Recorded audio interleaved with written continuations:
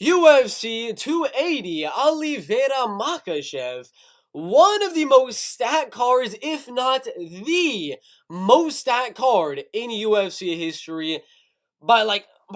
I mean, the main event has Charles do Bronx Oliveira, the number 3 pound for pound MMA fighter in the world, taking on Islam Makhachev, who arguably should be in that top 10, top 8 little area of the pound for pound rankings. That is the main event, a super exciting lightweight. My second most exciting fighter in the UFC right now, behind maybe like a Yuri Prochazka, but he could actually be the most exciting fighter in the UFC. We got TJ Dillashaw taking on Aljamain Sterling in the co-main. Good fight. Not a lot of people are fans of either TJ or Alja, but it'll be a good fight. Nonetheless, we got Sugar Show coming in, probably going to lose to Petrosyan in the third to last fight of the card. Winner, if it's O'Malley, I mean, there's a possibility the man could be the next title shot owner in the bantamweight division. We got Damrot Dariush, a number 1 contender fight. Winner is most certainly going to be calling for Oliveira or Islam Makhachev. Winner, we got Chookagian and Manon Fiord. Chookagian ended up, missing weight up into her fight with Manon Fiord by, I believe, if I'm getting it wrong, someone correct me down below, but I do believe it was about 1.5 pounds that she ended up missing weight for this fight. It was 1.5 pounds that she ended up missing weight, and Manon is a very big girl, and she was able to make the weight, so that's interesting, and it's a good number 1 contender fight in the women's flyweight division. And the prelims, they were stacked to the freaking brim, with Jailton Almeida on it, Magomed Mustafayev on Amanda Lemos, Marina Rodriguez, however you want to say it, Zubaira Tukhugov, Lucas Almeida. A lot of goddamn cancellations, but still left with some good ones like Mokaev on here, Armen Petrosyan, AJ Dobson, Russian, Gadzhi versus Abubakar. We got ranked light heavyweights Krylov and Oezdemir. And we got a future top 5, top 10 fighter, Caio Borralho, Mahmud Muradov, not to mention the future title challengers, one of which is going to be the winner of this one, in Sean Brady and Belal Muhammad. I'm loving the card. It's just these cancellations really got to me. It would be an A+++ card without all these cancellations. With the cancellations, it's still a goddamn A+ card. But with that being said, let's get into the first fight of the night.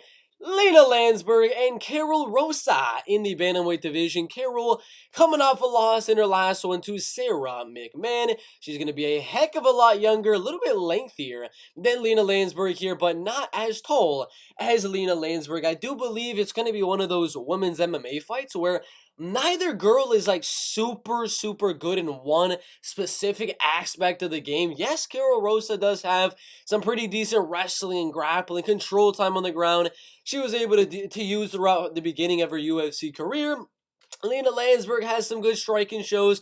Went out there, beat Macy Chiasson, who's doing pretty good in the UFC's bantamweight division. But again, Karol Rosa is not really like a really good wrestler or really good grappler or really good striker. Same thing can be said for Lina Lansberg. Not one I'm going to get too technical with on because neither girl is really that good in any aspect of the game. But I do believe Karol Rosa is simply going to be the more physical fighter, going to be the faster fighter on the feet with that reach advantage. She's going to force Lina Lansberg to walk in to a lot of the punches from Karol Rosa. Karol will mix in a little bit of feint, some takedown attempts in here and there, some submission attempts, a little bit of ground and pound clinch work and things like that. And I do believe Karol Rosa will get back into her winning ways in the women's bantamweight division and retire Lina Lansberg and go on to fight at UFC Brazil because, well, she's Brazilian.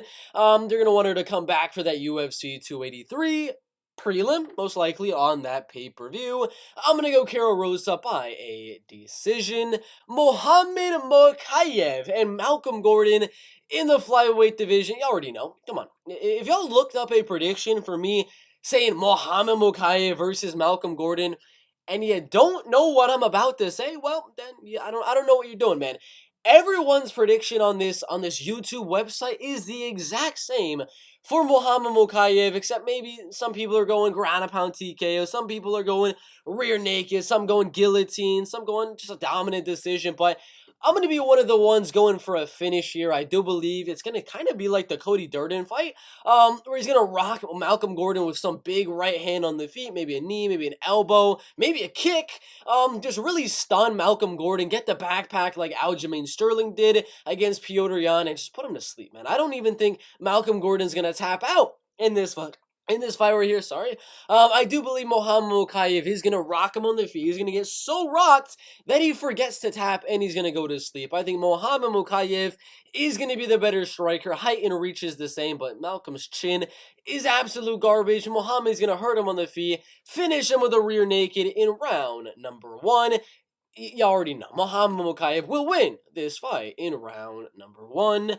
Armen Petrosyan and AJ Dobson in the middleweight division. If you have been watching the channel in the last few weeks, maybe not the last week, but you have seen how hyped I am for Armen Petrosyan and AJ Dobson. This is a banger of a fight. I just saw a tweet, a quote, whatever the case may be, from AJ Dobson, something that quoted what he was saying, and he said, this is going to be 3 rounds of violence. This is going to be a 3 rounds war with Armen Petrosyan. AJ has never been finished. Armen Petrosyan has never been finished inside the UFC. Again, yeah, he did get knocked out by Hassan Yousefi right there, but inside the UFC has not been finished, and I do think that's what's going to happen here. AJ says he wants this fight to go to a decision. He thinks it's going to be a 3-round violent war in the middleweight division. Who might have doubted him? I think that's what's going to happen. I think this goes 3 rounds, and I think Dobson is going to land some good shots on the feet, close that distance early on in round number 1, land some good jabs, some good right hands, rock Armen Petrosyan a little bit in the early round. Round number 2, round number 3, that's where Armen's really going to start to put in the pressure, mix in the combination, start to mix in his hands to his feet and to his knees with the kickboxing that AJ Dobson, yeah, he's a decent kickboxer, but not nearly as good in the kicking department as Armen Petrosyan. I think round 1 is going to go AJ Dobson. He will land some good shots, giving that reach advantage to AJ Dobson. He's going to land some big shots that are going to hurt Armen Petrosyan. Armen will survive, come back in round number 2 and in round number 3, land the kicks, land the combinations, land a little bit more volume. AJ is going to be a bit tired in those later rounds to land as much explosive power shots as he was able to in round number 1, and the judges will go Armen Petrosyan by a 29-28 decision. Abubakar Nurmagomedov versus Gadzhi Omargadzhiev in the welterweight division. This is going to be a weird fight. A weird fight to say the least right here.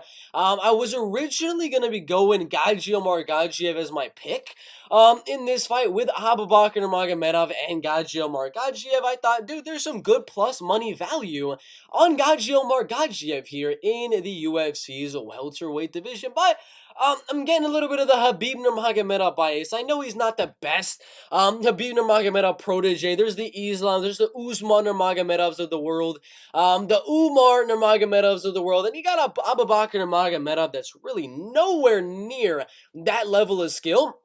But I still believe, I still have some feeling in my mind right now that yes, Gadzhi might be able to go out there, use his height advantage, stay on the outside, kind of pick apart Abubakar at range a little bit, but I actually give the advantage on the ground with the wrestling and grappling to Abubakar Nurmagomedov. Again, betting-wise, I don't think you want to bet on Abubakar. Minus 165 really is not too good. It is one of those dogger pass type of fights, but I do believe Abubakar will go out there if he's able to defend the submissions. Unlike the fight with David Zawada, I think he could go out there, control the fight on top of Gadzhi Omargadzhiev, and win 2 out of 3 rounds. Not a confident pick, you'll see later in the video, but I do have him winning a very close 29-28. Some judges will give it a Gadzhi, some fans that bet Gadzhi will give it a Gadzhi, some fans that bet Gadzhi will give it to Abubakar. It's going to be one of those ones where a few small little moments, a little bit of ground and pound here, a good jab from Gadzhi, a good right hand from Abubakar is going to make all the difference in the world in this type of matchup, because it is very, very close. And, well, we're really not too sure what's going to happen with Abubakar, because guess what? The man is yet to fight in 1 year, 5 months. He could go out there looking completely different than he did fighting Jared Gooden and David Zawada. So it kind of depends on on that. If he comes out there looking absolutely garbage, is unable to land the takedown, Gadzhi lands a few good shots on the feet, then I'm live betting the heck out of Gadzhi. It's one of those, betting wise, you do not want to risk it, because this man Abubakar has not been fighting in a while. He's training with guys that could drastically improve his fighting skills in a short amount of time. But it was a year and a half that he was gone for MMA. We don't know what Abubakar Nurmagomedov's difference in training is going to be looking like, what his difference in striking and kickboxing and grappling is going to be looking like in this one. But I'm assuming it's going to improve a lot. I wasn't impressed by Gadzhi's last performance, even though it was against a guy I am very high on in Caio, but I'm going to go Abubakar Nurmagomedov to win this one by a decision. Volkan Oezdemir and Nikita Krylov in the light heavyweight division, one of my favorite fights on the prelims, probably my third favorite fight. There's a lot of good fights on the prelims, but this one is very high up there, given the amount of excitement both Volkan Oezdemir and Nikita Krylov most likely are going to bring in a fight against each other. Nikita is in the prime of his MMA career. At 30 years old, he is taller, he is lengthier, he is younger, and he is more experienced as an MMA fighter. The man either gets finished or he's the one getting the finish in most of his fights. Did get 2 decisions there. Glover takes Yura by split decision. Absolutely insane that this man is having one of the closest fights with the number 2 light heavyweight in the world. And he got a decision win over Johnny and Nurmagomedov right there. But other than that, I don't see any fights where he's winning the fight by a decision or losing the fight by a decision. It was really just that 3-fight little skid right there that he had fights going all the way to a decision. Other than that, he's usually getting the finish. Now, with this one with Volkan Oezdemir and Nikita Krylov, I'm going to say no finish. I'm going to say no finish on this one. Reason being, some of y'all might be saying, what are you talking, Bert? I mean, Volkan Oezdemir got knocked out by got knocked out by Yuri Prochazka, got a decision loss to Nurmagomedov, but he's been finished a lot in the past by Daniel Cormier, by Anthony Smith. He got submitted by Anthony Smith as well. What makes you think that a guy that's been finished in all but one of his professional MMA fights, or all but 2 of his professional MMA fights, is going to survive? Well, it's the fact that Nikita Krylov and Volkan Oezdemir both have similar power when it comes to the striking. The striking is going to be very, very even. And in these type of fights where the striking is going to be really even, sometimes it could be an all-out striking war, which I could see parts of this fight being. But it could also just be the guy that's a slightly better wrestler, the better grappler, the better guy on the ground is just going to take advantage of what he has in the back pocket in the wrestling and grappling and go out there and control the fight on the ground. Originally, I was like, maybe Nikita. I mean, he just went out there, starched Alexander Gustafsson in round number 1. Just absolutely mopped the floor with the former title challenger. But this fight with Volkan Oezdemir, Volkan only got knocked out by Yuri Prochazka, where he actually hurt Yuri Prochazka in that fight as well. I don't think the striking is going to be as easy as it may seem, given the last performance of Nikita Krylov's, and I do believe that this one is going to be some pretty technical striking on the feet, some big shots thrown here and there, maybe some big shots landed as well, but I do believe Nikita will, after the dust has settled a little bit, after they've thrown some big punches, he's going to go back and resort to the thing he's best at, which is going to be that taking you down, controlling you on the ground. And I do believe Nikita will have the advantage in that department and hold on top of Volkan with great ground and pound, as we saw in the Paul Craig fight before he got submitted. And I'm going to go Nikita Krylov by a decision. Mahmud Muradov and Caio Borralho in the middleweight division. I've said this on a lot of videos today. If you guys have not been watching this channel in the last few months or so, I picked Caio Borralho a lot. I picked him on the Contender Series. I picked him against Gadzhi Omargadzhiev when he was the underdog. And of course, I picked him against Armen Petrosyan. I always picked this man, Caio Borralho. He's usually the smaller guy in a lot of his fights. I would like to see what happens if he moved down to the welterweight division, where there is a lot of good wrestlers in that division. But he does have the jiu-jitsu and Aljamain Sterling kind of fight skill that he does have in that welterweight division. But I do believe the middleweight division is also a good division because there's really just one, two, maybe three good wrestlers and grapplers in the top 15 of that middleweight division. I believe Caio is going to have a lot of success. And fighting a guy like Mahmud Muradov, who's kind of knockout or bust, he either goes out there, absolutely wrecks his opponent early on, knocks him out like he did with Andrew Sanchez, Trevor Smith, and Wendell Oliveira. He either goes out there and looks like an absolute madman, an absolute future champion, or he gets a little bit gassed out going for that finish in round number 1 and then loses the later rounds or barely survives and wins a close decision. This is going to be one of the ones where he's going to lose the later rounds, but not just lose them on the scorecards. He's going to get finished. Caio Borralho is going to be the type of guy here. He's going to gas out Mahmud Muradov with the wrestling and grappling. He's going to make Mahmud work to land those really big whooping shots and look for the KO TKO. Mahmud's not going to get it. Caio is going to realize that, maybe drop round number 1, and in round number 2, he's going to see Mahmud going a lot slower, his movement getting a little bit labored, and Caio is going to dive in for that blast double leg, get to the back of Mahmud Muradov, few shots to the side of the head, and boom, cinching in that rear naked choke submission. I do have Caio winning this fight by submission in round number 1 or round number 2. I'm leaning more to round number 2. Belal Muhammad, remember the name, taking on Sean Brady in the welterweight division. I'm sorry, I said it wrong. Belal, remember the decision, Muhammad. I'm sorry, I messed it up from time to time.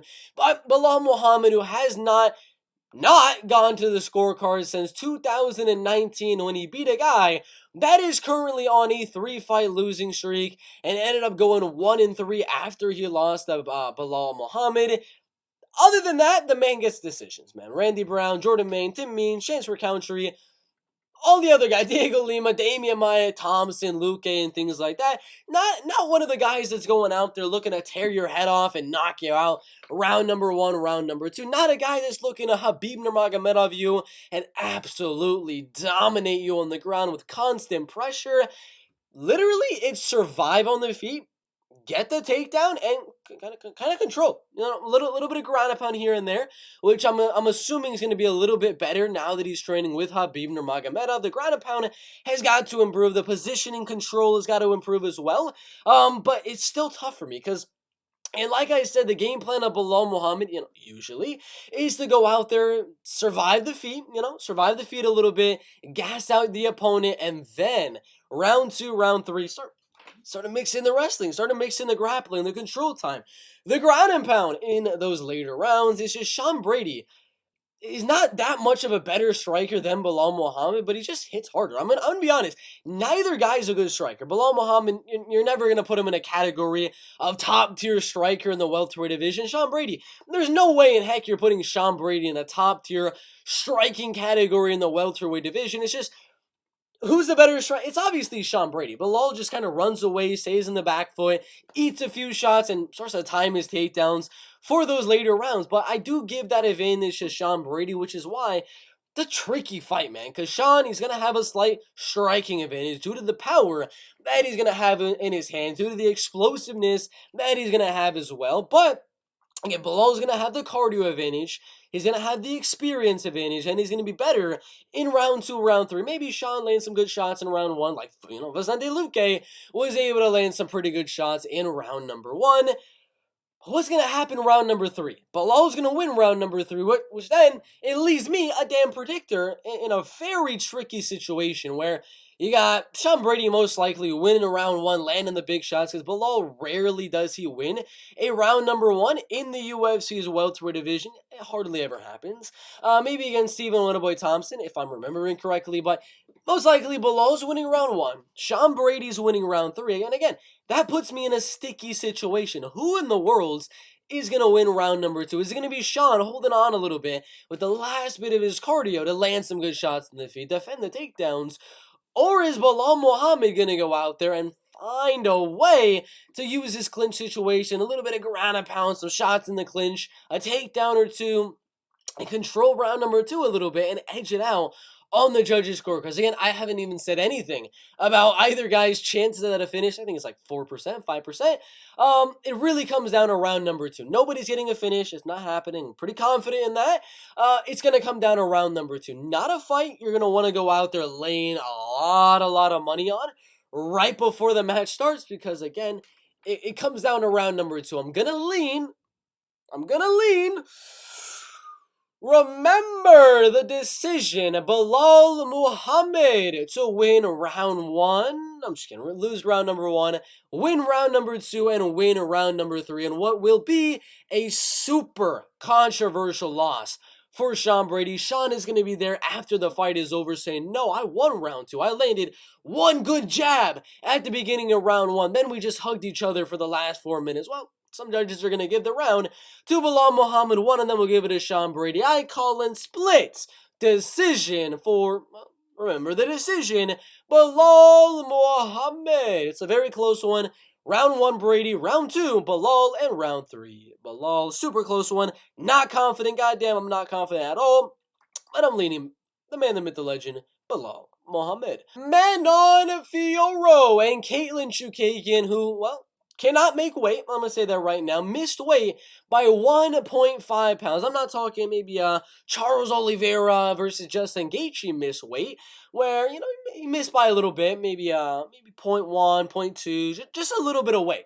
Whereas Kaitlyn Chookagian missed the mark by a full 1.5 pounds. That's like my freaking speaker right here. That's how much this probably weighs. But aside from the weight miss from Kaitlyn Chookagian, she's going to be taller, she's going to be lengthier than Manon Fiord. The age is actually going to be surprisingly pretty similar here, with Kaitlyn only having a 1-year seniority advantage. I don't know if it'd be an advantage or disadvantage here at this age for women's MMA, but they're both on good win streaks in the UFC. Manon got some good wins over there in UAE Warriors. Joined the UFC, standing TKO over, we all love to say, Tabitha Hichi, and then got a decision win and another decision win on Mayra Bueno Silva and Jennifer Maia. Now she's fighting Kaitlyn Chookagian, who is the queen of Belal Muhammading, the freaking women's flyweight division, where the girl is yet to get a finish in the UFC. She's been fighting for how long? Since 2016, about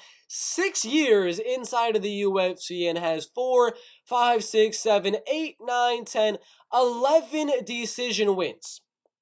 I kid you not, 11 decision wins, 2 split decision losses, and 2 finish losses from Valentina Shevchenko and Jessica Andrade, with ground and pound on the crucifix and a good body shot by Jessica Andrade. Now that leads me to my question here.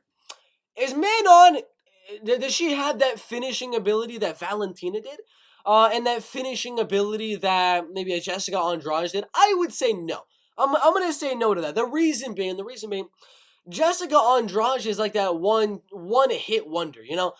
Not necessarily how you might think, but it's usually one big thing that Jessica Andrade does to get the finish. Goes for a submission, boom, that's one thing. Goes for a hook to the body, knocks out Kaitlyn Chookagian. Goes out there, gets a freaking arm triangle in round number 1, a standing arm triangle. I mean, it's usually just one big shot. The big slam she got on Rosa Namajunas is always something big that's finishing her. Kaitlyn Chookagian, she did get finished by Jessica Andrade, but it was one big thing. I don't think Manon Fiord has that ability to go out there and Sugar Sean O'Malley, Eddie Wineland it, where she's going to land one good shot right down the middle on Kaitlyn Chookagian, rock her and knock her out with just that one punch. Andrade can do it. Valentina might be able to do it with her feet, with her knees, and things like that. Maybe with some ground and pound like she was able to finish Kaitlyn Chookagian, but Manon really doesn't strike me as the girl that's going to finish you with one strike. I mean, look at the Tabitha Hichi and Victoria Leonardo fight. Head kick and punches.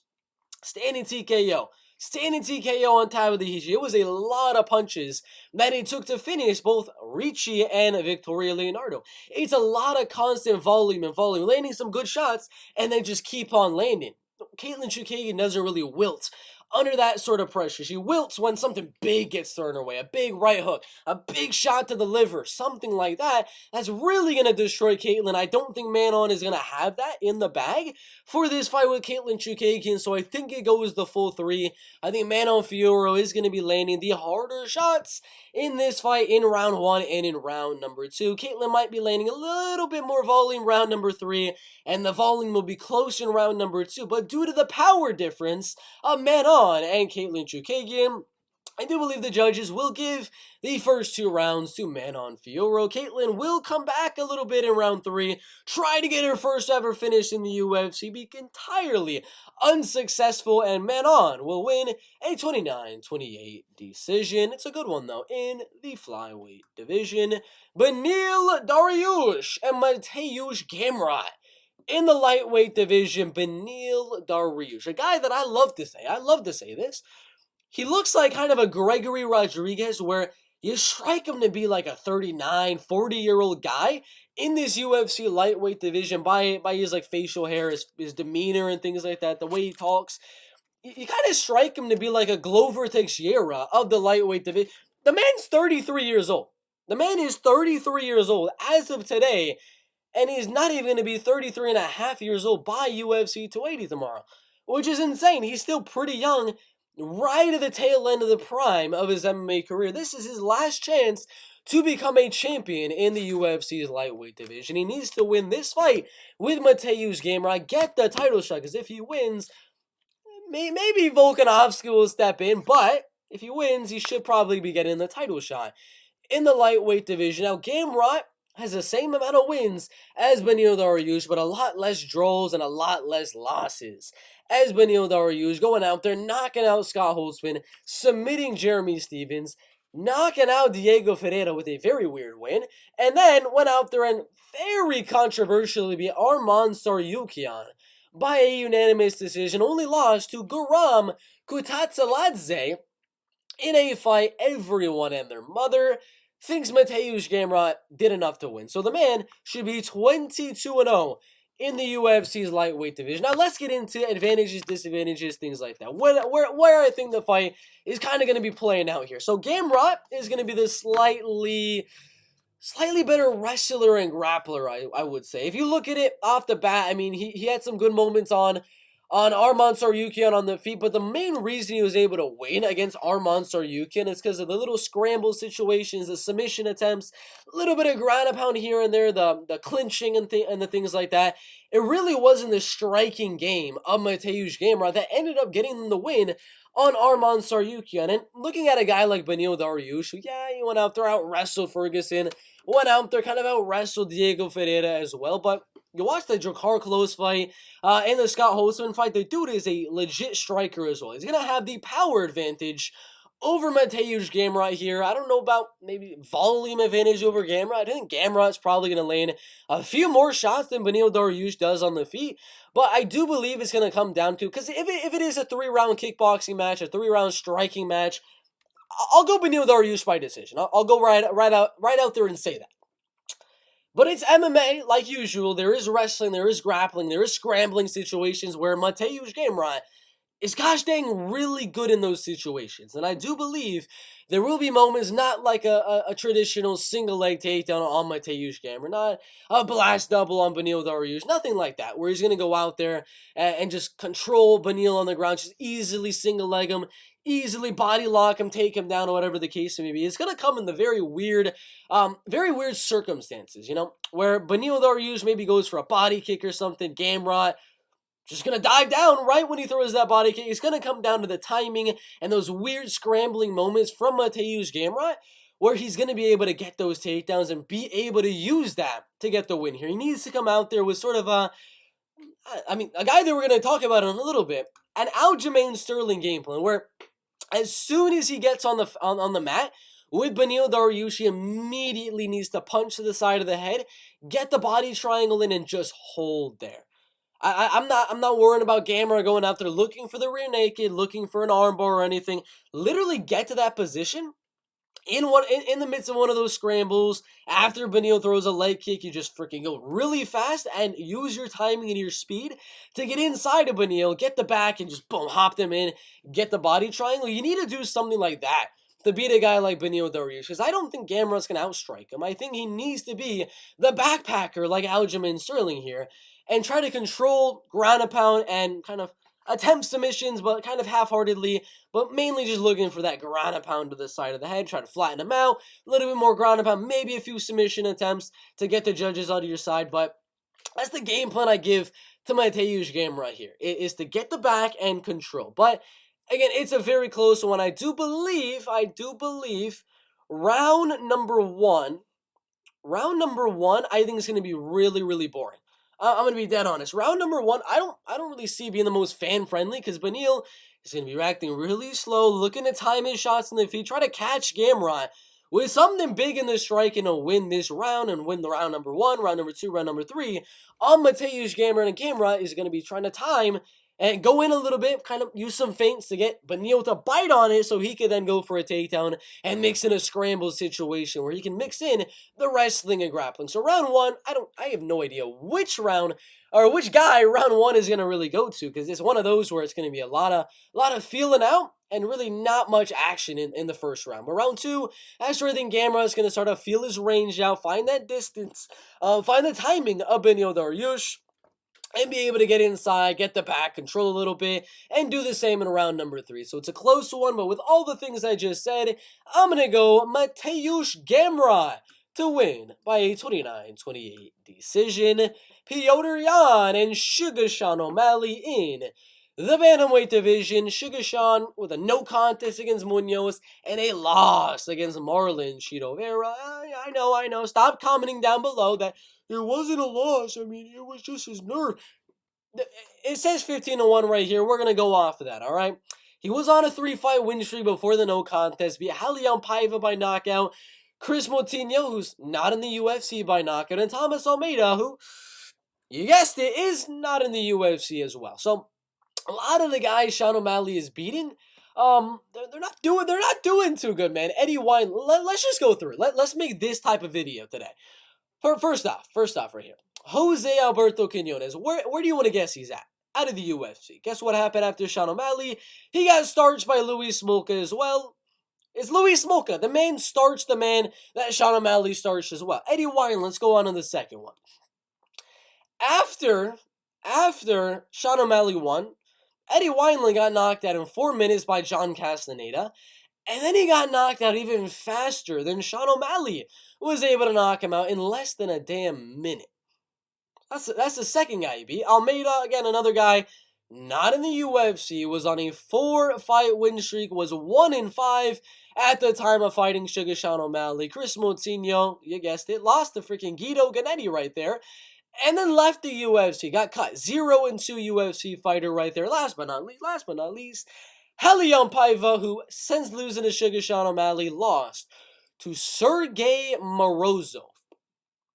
He's decent. I mean, he's a decent guy, but the man's 2-2 in the UFC. He was also able to go out there and beat Raulian Paiva, not as impressively or anything, but y'all can see every guy O'Malley's been beating has lost their next fight after that. Has been on a crazy losing streak and ended up getting cut from the UFC. Chookagian,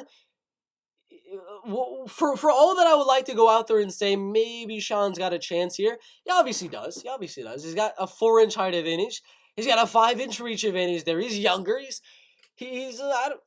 Chookagian O'Malley. He can pull something crazy out of the hat here. Petrosyan can be beating him for 2 rounds straight, going out there, landing some huge left hooks, right hooks, some big shots to the body on Chookagian O'Malley, and then Sean just lands a perfect shot right on the part of the chin that Jan just, for some reason, gets completely rocked by that shot, and Suga can make a crazy comeback here on Petrosyan and win this fight. There's always a chance of Sean O'Malley winning, but doing what he's done against Almeida, Chris Moutinho, Raulian Paiva, dude, come on.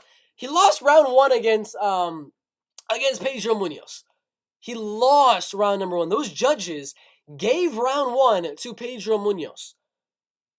I was the first to say that If Sean O'Malley wins, he's going to barely edge out round number 1, maybe win round number 2 and survive round 3 and win the fight on the judges' scorecards. I was one of the first guys to say that, but now, goddamn, the dude lost round 1 to Pedro Munoz. Now, you can make the argument that he probably should have won that round, but for it to be that close of a round, with Pedro Munoz, who really didn't even do that much in that round, and Petr Yan probably going to be learning his lesson from the Aljamain Sterling loss, as that was the only reason he lost that fight, is because he started slow. I'm sure his coaches are preaching to him right now. You need to start fast in round number 1. I don't care about making the reads. Move your head, get in the inside, land some big shots in round 1. If Pedro's winning round 1, I think Yan, with a different game plan than he did against Sterling, going out there to actually win round number 1, I think he's going to do it.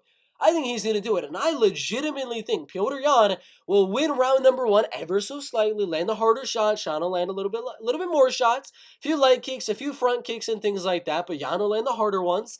And he'll do the same in round number 2, take down Sugar Sean O'Malley in round number 3, ground and pound him a little bit, like he was able to do against Jose Aldo. O'Malley will survive to maintain that he's never been legitimately finished, aside from the Marlon Vera one. And O'Malley will survive to the decision, and Petr Yan will win 30-27, maybe a 30-26 in round number 3. Those are my thoughts. Originally I was like a lot of people saying round 1 goes Sean O'Malley, round 2, round 3 goes Petr Yan. I changed my mind. I changed my mind on that one after watching the Pedro Munoz fight in preparation for this video. No, we're going Petr Yan. Petr's coming out there with a vengeance. He's coming out there to become the new champion of the bantamweight division. He's not letting the same mistake happen twice. And there might be a knockout late. There could be a 3rd round knockout here for Petr Yan. It's a good one. I got Petr by a decision. Aljamain Sterling and TJ Dillashaw in the bantamweight division. We have one of the greatest fighters of all time, TJ Dillashaw, if he was not the CEO of EPO, TJ Dillashaw. Yeah, if that was the case, he'd probably be one of the greatest mixed martial artists of all time. Maybe the greatest bantamweight of all time. But dude, the man was on a lot of stuff. I mean, let's not get this wrong. The dude is not a good guy. The dude was cheating, and for all the hate that goes to Aljamain Sterling for the Oscar-winning performance and things like that, there needs to be even more hate on TJ Dillashaw for knowingly, purposefully cheating for years in the UFC, knocking out guys as he had a competitive advantage over them, like Cody Garbrandt twice. That is one of the main reasons Cody Garbrandt's chin is absolutely garbage. That's why we call him Cody No Chin Garbrandt. It's not no love. Is because TJ was on EPO and was able to land those big shots and ruin the chin of Cody Garbrandt. But enough of that.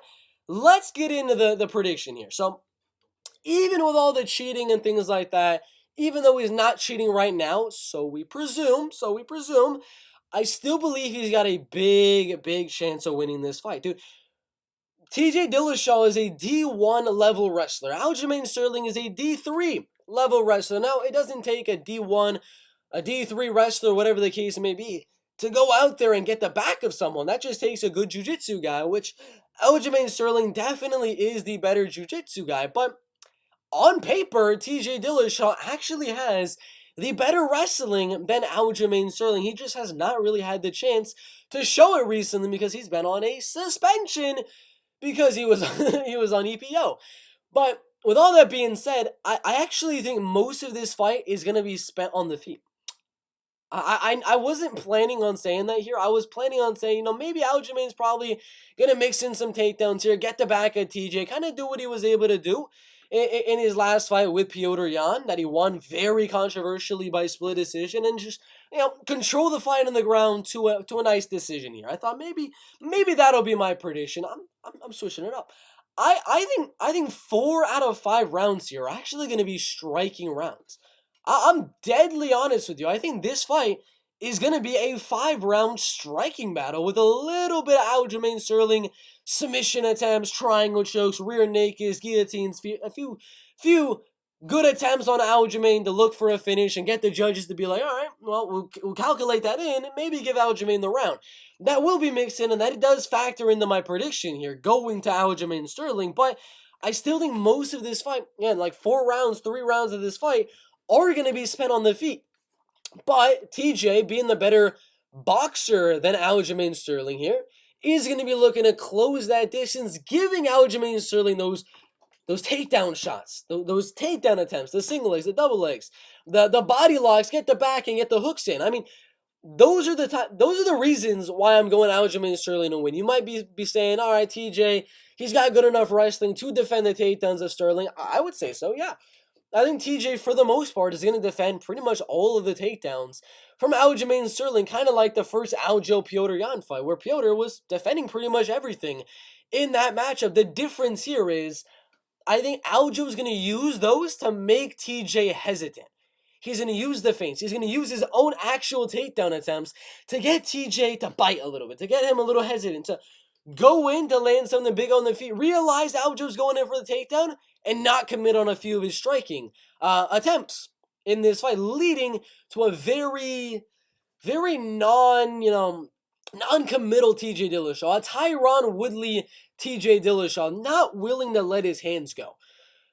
That's what I kind of see here. I think Aljamain Sterling is going to go out there, make him bite on a lot of fake takedown attempts, a lot of real takedown attempts, and it's going to make him bite a lot. It's going to make him very, very, very iffy to come into that range of Aljamain for fear of getting taken down and getting rode out, kind of like Petrosyan was in the last fight. And that's going to force Aljo to be able to fake the takedown, land a good leg kick, fake the takedown, land a good front kick, a jab, a good 1-2. Again, he's taller, he's lengthier than TJ Dillashaw. He's got a lot of advantages over TJ Dillashaw. The jiu-jitsu, the kicking advantage, the wrestling, again, might go TJ, but those feints, those attempts are going to dissuade TJ from just coming in, looking to close that distance and laying big shots on the feet. He might land a few, but a lot of that's going to be countered with the feints and the takedown attempts and the submission and the grappling of Aljamain, where he's going to use that to mix in his striking. It's not that Aljamain is a better striker than TJ Dillashaw. It's that with the submission threat of Aljamain Sterling, that's what's going to help him look like he's the better striker. Kind of like Khabib Nurmagomedov landing arguably some better shots on Conor McGregor than Conor was able to land on Khabib. It's not that Khabib is a better striker. If they were to box 5 rounds against each other, McGregor's winning all day. But because of the threat of the takedown, the threat of the wrestling, the threat of the grappling, the striking of the better striker diminishes so much to where the grappler guy is looking like an all-elite, all-class striker and kickboxer and boxer.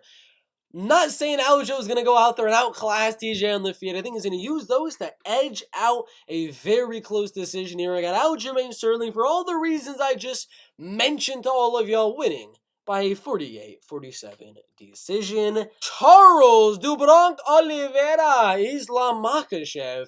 For the vacant lightweight belt, we got Islam Makhachev, Charles do Bronx Oliveira, the two best lightweight fighters in the gosh dang world. The number 3 pound for pound fighter, and then a guy that should be inside the top 5, maybe top 10 of the pound for pound rankings in Islam Makhachev. I know a lot of you guys. I know there's going to be the hardcore Charles do Bronx Oliveira. He's the champion. The champion has the name, and it's Charles do Bronx Oliveira. He's going to get the first round finish. He's going to guillotine Islam round number 1, knock him out with a head kick round 1. There's that crowd of people predicting Charles do Bronx Oliveira to win. There's also the crowd that's like, Islam going to go out there, ride Charles Oliveira like horse. He's going to control Oliveira for 5 rounds. He's going to ground upon him. He's going to make Oliveira quit. These facets of the MMA community are so far away. On one hand, you got Islam dominating the wrestling and grappling, finishing him on the ground, or like 50-45 in him with the wrestling and grappling. Other side, you got Oliveira easily submitting Islam, easily knocking out Islam Makhachev. I'm in the middle, man. I'm in the middle. I'm not one of those super on Oliveira, super on Islam Makhachev.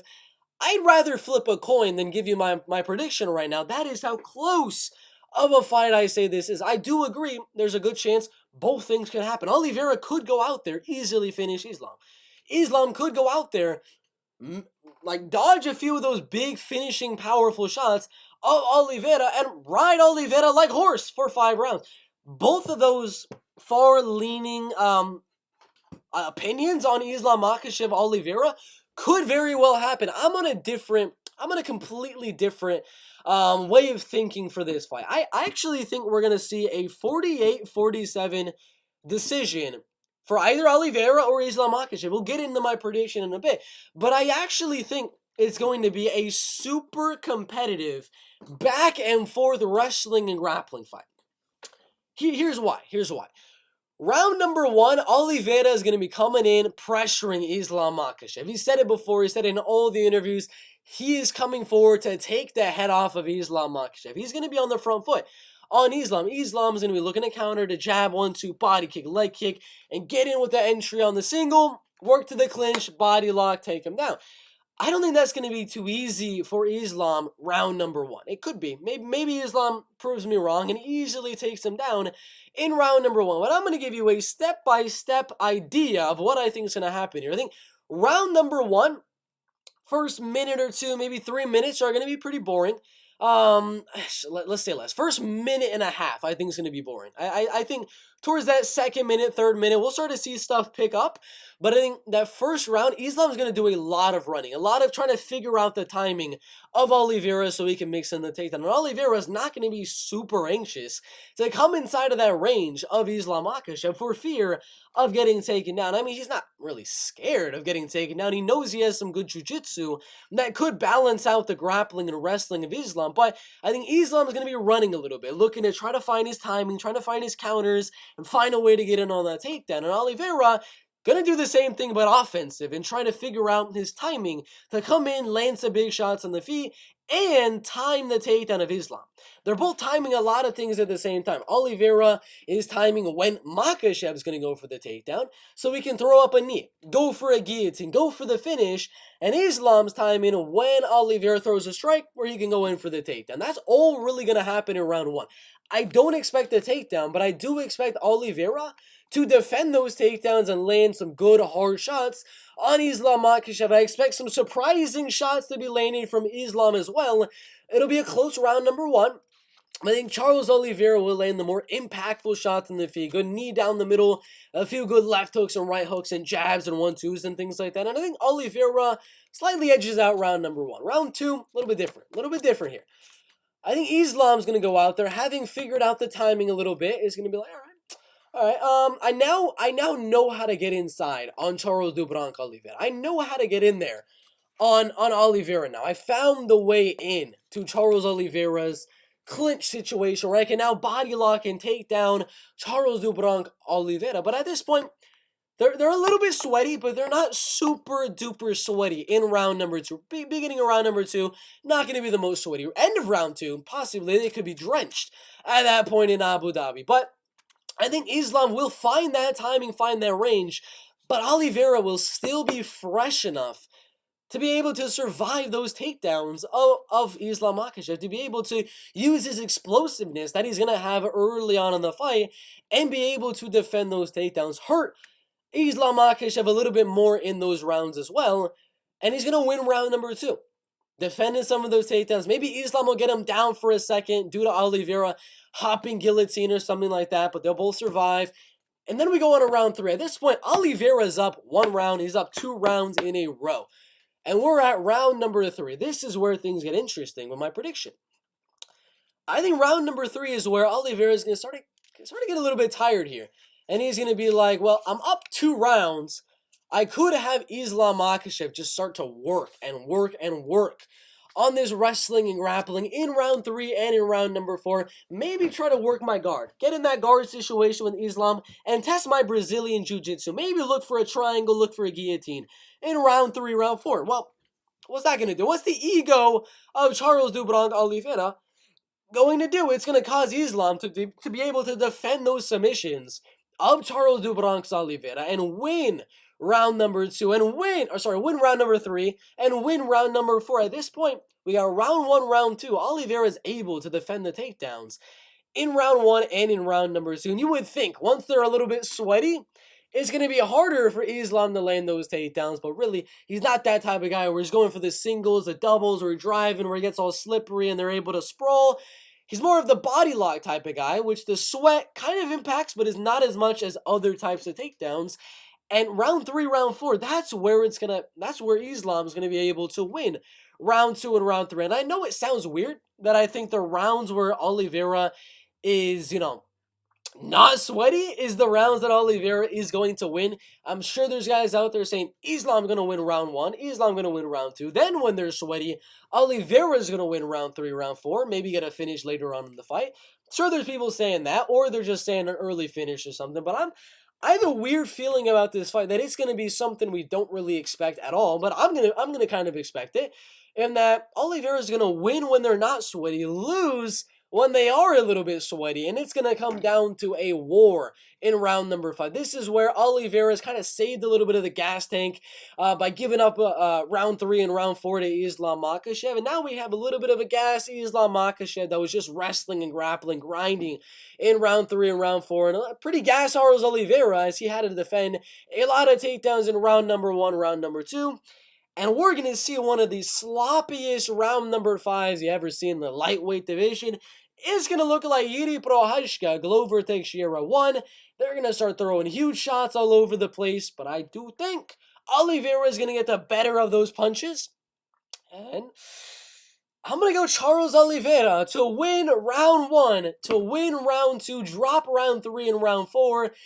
Get all the energy he has to land some big shots in round number 5, defend the takedowns with all of his might in the final round, and, again, not confident. I'm not super wide on this spectrum, super wide on that spectrum. I'm barely leaning Oliveira to win, but I got him winning a very controversial 48-47 split decision. Round 2, some judges will give it to Islam, some judges will give it to Oliveira. It'll be a close round.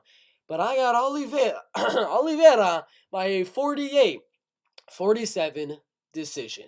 That is it for the full card prediction. I do have Oliveira, the underdog, winning. I got Aljamain Sterling winning. I got Petrosyan, Mateusz Damrot, Manon Fiord, underdog, Belal Muhammad, Caio Borralho, Nikita Krylov. I used to have underdog Gadzhi Omargadzhiev. Now I'm going to go Abubakar Nurmagomedov.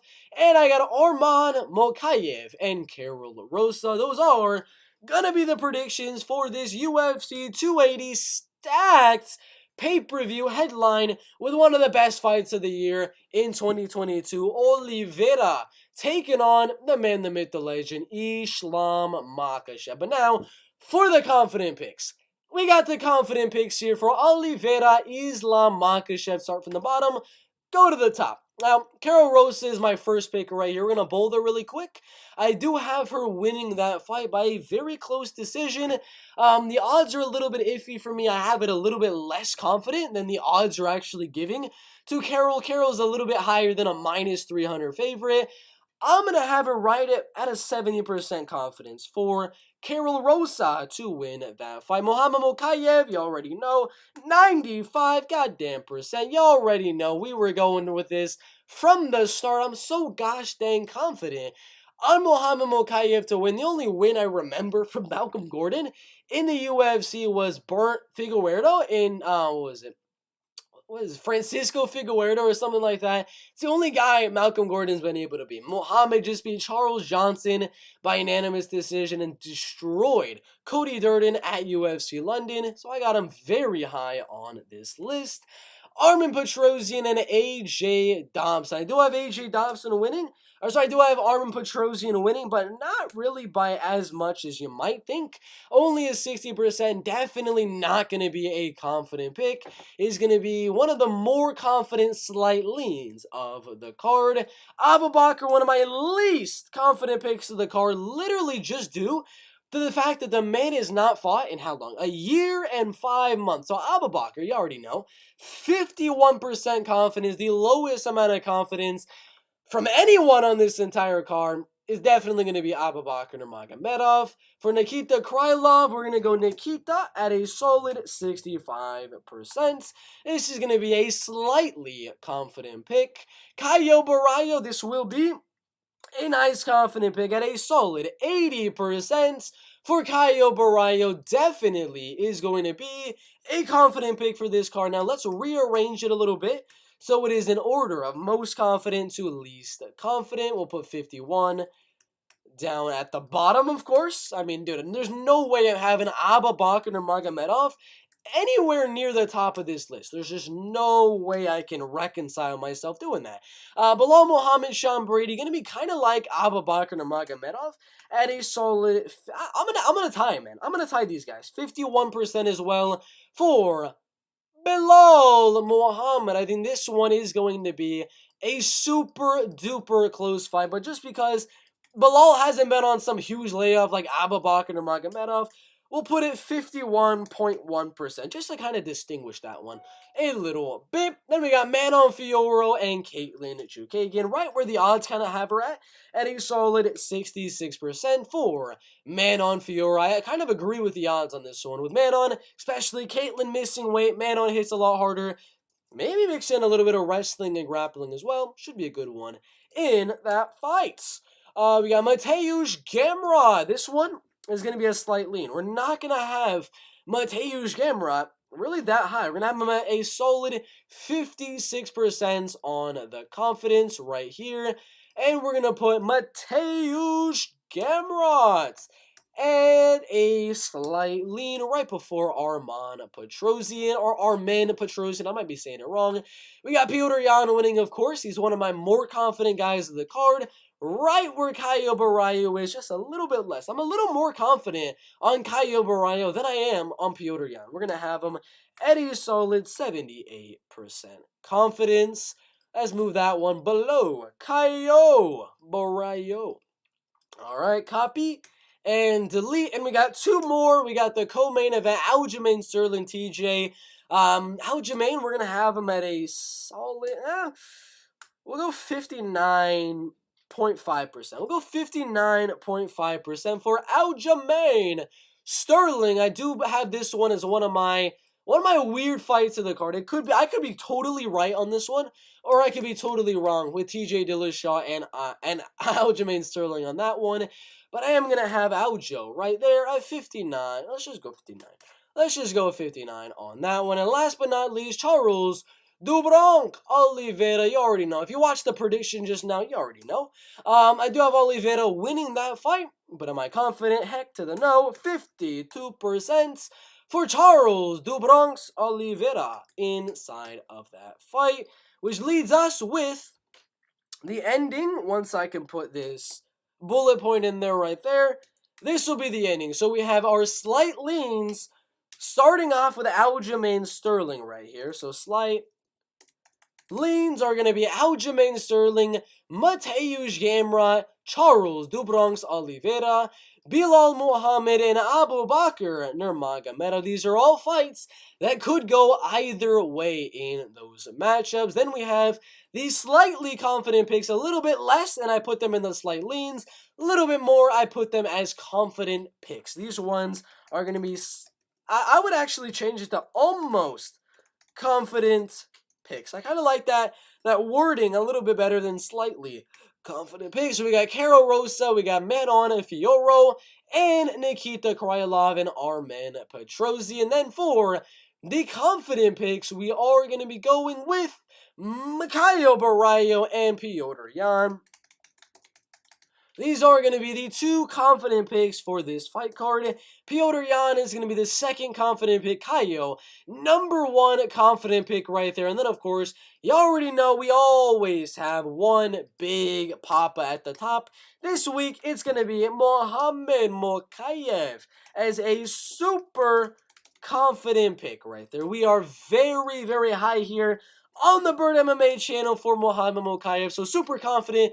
We got Mohammed Mokaev confident. We got Caio Borralho and Petrosyan almost confident, meaning a bit more they'd be confident, a bit less they'd be slight leans. Karol, Manon, Nikita, and Armen, slight leans. Sterling, Damrot, Oliveira, Belal Muhammad, and Abubakar Nurmagomedov. That's what I got here inside of the UFC. Now, for the betting breakdown, let's go to it. All right, so let's find UFC 280. I don't know why it still says UFC 281, but we're going to give the betting breakdown for every single fight for UFC 280 on the pay-per-view. We're going to start from the bottom and go to the top. Karol Rosa is going to be your risky parlay type of girl.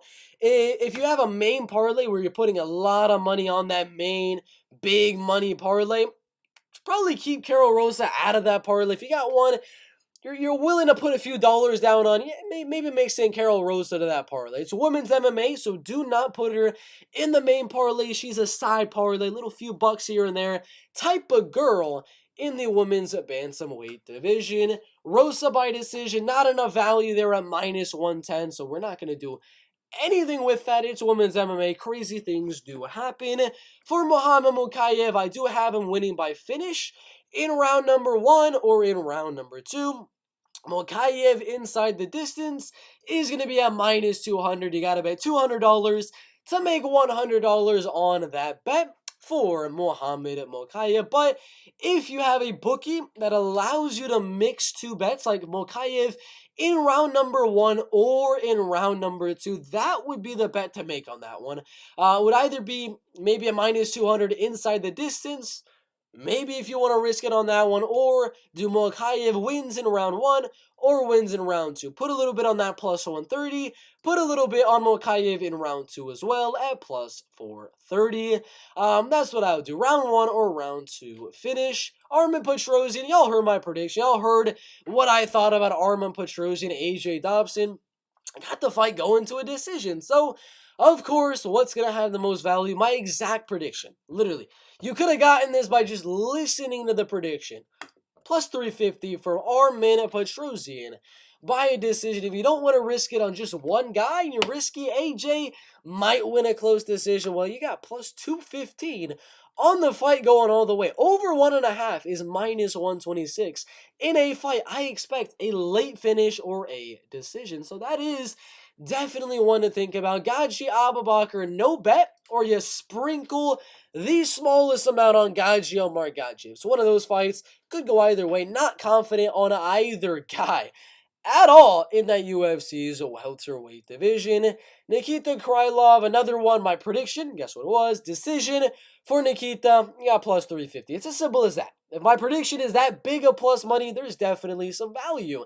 It might not happen. He might get the knockout. He might lose a close decision, but huge value on some of my predictions. Caio, Borralho. Borralho's submission is definitely going to have value here. Plus 450 at the most on some of these betting odds sides. Plus 333 on a few of the more regular and more well-known bookies out there, but that's still triple your money on Borralho getting a submission. I do have him getting a submission in round number 2. You want to go crazy with it, you definitely can, as right here, Borralho by submission in round number 2 is going to be some pretty decent odds at plus 1,300. Some good value on that one, or get that plus 300 on the submission. Belal Muhammad and Sean Brady. This is dogger pass. Money line, it is dogger pass. Parlay wise, you're going to want to put that minus 225. Goes to a decision in all the parlays. We're not seeing a finish here. Manon, Fiord, Kaitlyn, Chookagian. This one, I would love to sprinkle just a little bit. Just not a lot. Just a little bit. If you guys are going to bet this fight, maybe parlay the over or something like that. I don't know. I wouldn't do anything with that. That's too risky in a Manon Fiord Chookagian fight. You want something a little, just put a little bit of a sprinkle on, put a few dollars on. Manon Fiord by knockout. If she's going to get a finish, it'll be a knockout. She's not submitting. Kaitlyn Chookagian here, and she's got a very high possibility to go out there and knock out Kaitlyn Chookagian in this fight. So plus 420 definitely does have its value. We got Damrot and Dariush. Simple one here is my exact prediction as usual. In Mateusz Damrot by decision, plus 150. Value. That's all I got to say for that one. Petrosyan, Chookagian, O'Malley. You could do what a lot of people are doing and get that plus money on Petrosyan by a decision. But I do believe that minus 230 scorecards no action bet is also going to carry a lot of value with Petrosyan, Aljamain Sterling, TJ Dillashaw in the UFC's bantamweight division. I mean, Sterling by decision has okay value, plus 145, plus 150 on some of those bookies right there, but I got a weird feeling we could see a finish on this one later on in the fight. I don't think it's going to be something super fast, but I can see just randomly Sterling landing something big and submitting TJ landing something big, knocking out Aljamain Sterling. So I'm going to say no bet here. I'm going to actually say no bet, or maybe like an over 1.5 in a parlay. That'd be about it. Main event, if you're a channel member, you already know. And y'all got those early bird odds on the over 1.5. I do believe this fight will go to a decision, so there is heavy value on this fight to go to a decision at plus 350 on BetOnline. Other best place you're going to get it is FanDuel at plus 320. Started at plus 132. That's where the bookies had it, guys. That is where the bookies had this fight going at plus 132 for the fight to go to a decision. The value is insane for the fight to go to a decision right now. Again, let's check that again. Plus 132 to go to a decision. Now, it is about plus 132 to go over half of a fight. Half of the fight. So, right now, there's a lot of value on these overs right here.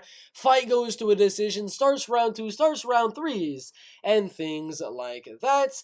That's it for the money lines, the props, and things like that. But we are going to give you a, let's say, money line parlay of the card. If I were to make a money line parlay from guys that are on UFC 280, this would be it. If you do want all of the actual bets we are going to make on this card, the link will be down below in the description to check it out. It's the one that says channel membership on it, of course. But for the best parlay money line wise on this one, again, let's go right to my confident picks right here. Let's go to the Google document that we made during this video. Let's check it out. We had, who do we have? Mokaev, Caio, Borralho, and Petrosyan.